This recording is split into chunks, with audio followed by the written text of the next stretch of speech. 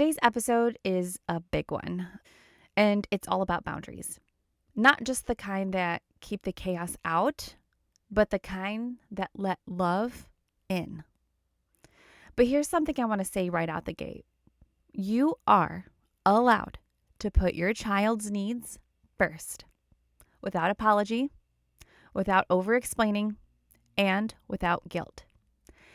And we're raising kids with extra needs, rare diseases, or neurodivergence.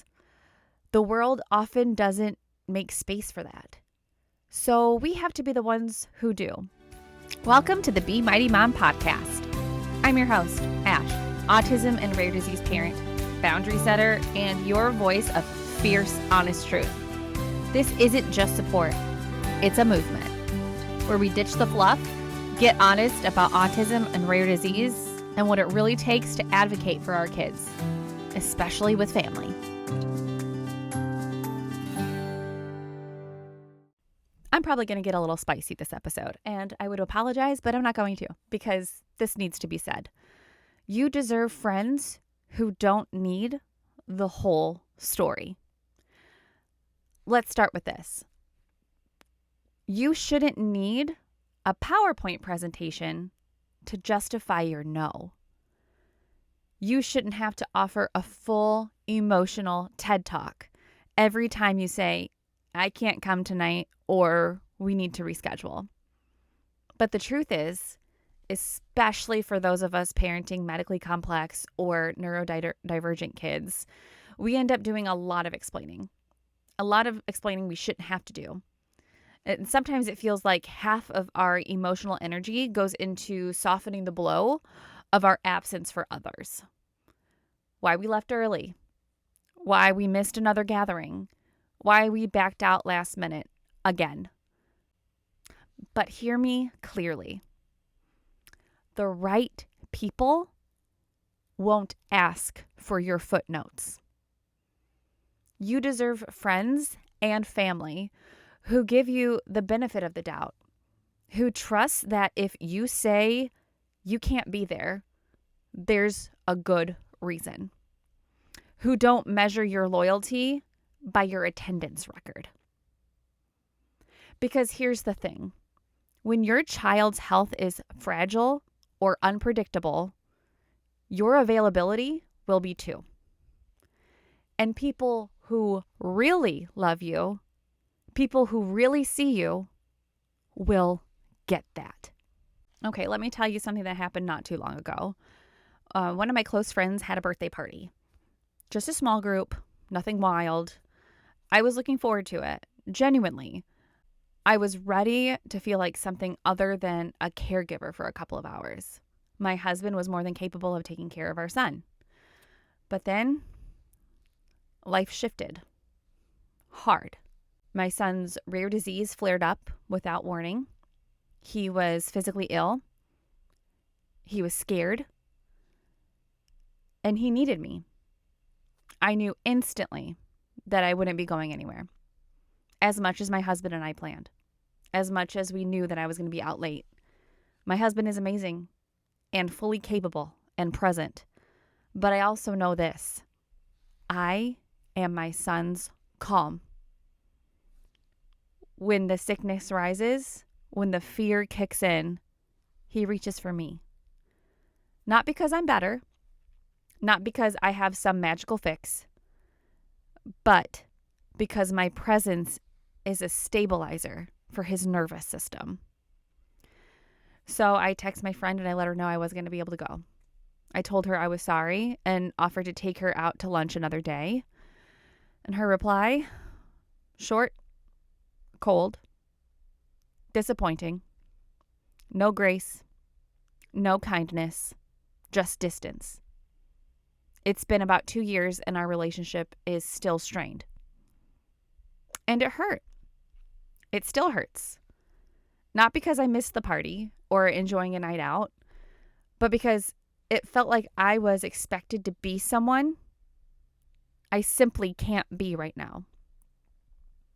Then there's the guilt, because she's a mom too. And her child's staying home with her husband. Why can't I just do that? Why can't I just get a babysitter? These are very famous words that I think every caregiver mom can relate to. And I even hate referring to myself as a caregiver mom because I'm a mom. I just take care of my kid. But the expectations put on us because of our life circumstances are just different and something that a lot of people will never be able to understand. So here's the truth about boundaries and who they're really for. I want you to hold this close to yourself. Saying no is not cruelty. It's clarity. It's kindness. And it's protection. It's how we draw a sacred circle around the people and the places that need us most without sacrificing ourselves in the process. When we say no to invitations, to obligations, to guilt, we're not pushing people away. We're choosing presence, we're choosing peace, and we're choosing to honor the real needs that exist behind our closed doors.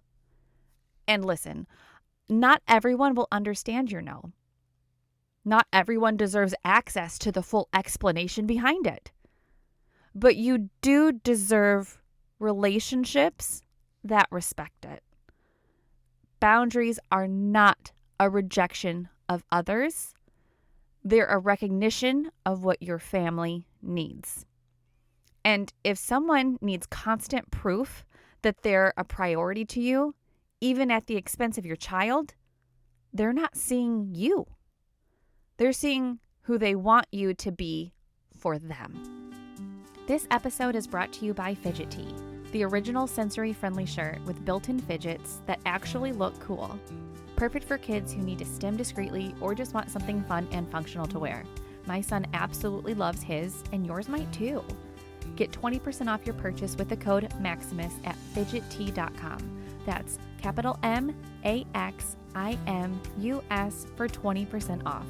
Because sensory support should be easy. Now let's talk about the harder part. Family. Because sometimes it's not the friend. It's the sibling, the cousin, the in-law, even your own parents. And that can cut deep.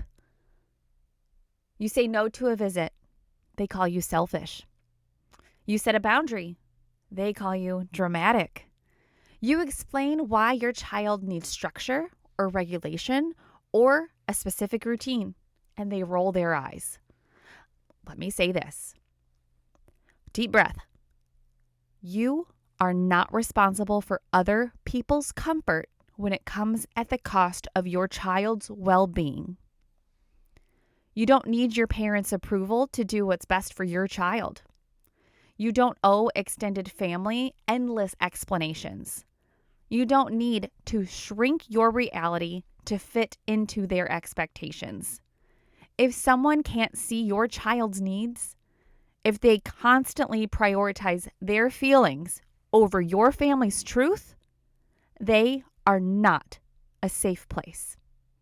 There's this persistent, suffocating myth that the good mom shows up for everything, that she does it all, that she never misses a beat.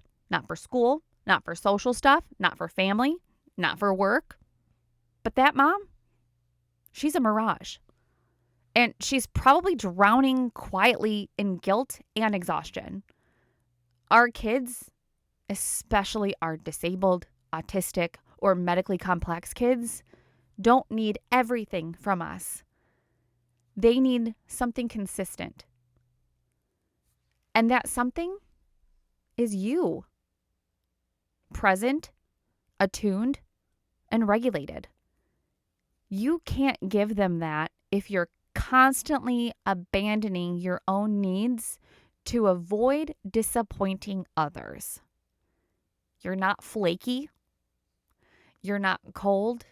You're not rude. You are choosing the deeper yes. I've said a lot of things, and I got a little heated. So I want to end today with some gentle reminders for your heart and for mine. Boundaries aren't barriers to love. They're bridges to peace. You're not a bad daughter. You're not a bad sister. You're not a bad friend for choosing your child. That makes you a good mom. If someone demands constant access, even when it hurts your family, that's not love. That's entitlement.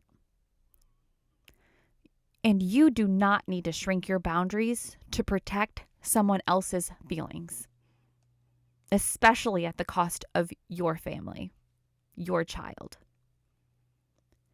But here's the one I really want you to hear. The people worth keeping are the ones that make space for your truth, not just your availability. So today, give yourself permission to say no, not as a weapon, but as a wisdom. Not out of resentment, but out of love. Love for your child, love for your peace, love for your actual capacity. Because when you say no to the things that drain you, you're saying yes to the things that matter most. You are not mean. You are not weak. You are not too much. You are mighty. And your no, it might be the most powerful, loving thing you say all week. Thanks for being here with me today. If this episode felt like a deep breath or gave you words for something you've been carrying alone, please share it with another mom in a similar situation or share it with family who need to hear it. Until next time, stay kind, stay mighty, and don't be afraid to say no.